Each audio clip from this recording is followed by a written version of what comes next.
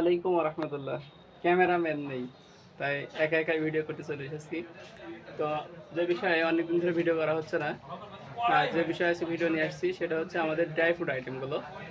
আমাদের কাছে নতুন একটা আইটেম এসেছে আলহামদুলিল্লাহ, এটা হচ্ছে কাবলি ছোলা। হ্যাঁ, আমাদের যে সচরাচর যে ছোলা খাই সেটা হচ্ছে অনেক ফ্রেশ, এবং এটা পাকিস্তান উৎপাদন হয়।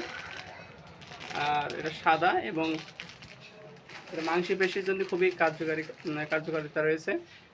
আর এটা ভেজালে, রাতে ভেজে রাখলে সকালে অনেক বড় বড় সাইজ, জাম্বো সাইজ হয়ে যায়, এবং খেতে অনেক সুস্বাদু। আলহামদুলিল্লাহ আমি নিয়মিত খাই। তো আপনারা ট্রাই করতে পারেন। আমাদের কাছে এখন এই কাবলি ছোলা পেয়ে যাচ্ছেন আলহামদুলিল্লাহ। আর এই যে যাদের রক্ত স্বল্পতা, রক্ত হিমোগ্লোবিনের জন্য এই যে কিসমিস, গোল্ড কিসমিস সিডলেস, এটা খেতে পারেন। আলহামদুলিল্লাহ উপকার আছে। আমাদের কাছে কাঠবাদাম, কাজু বাদাম, থাই বাদাম এখন থেকে বেশি পরিমাণ নিতে পারবেন ইনশাআল্লাহ।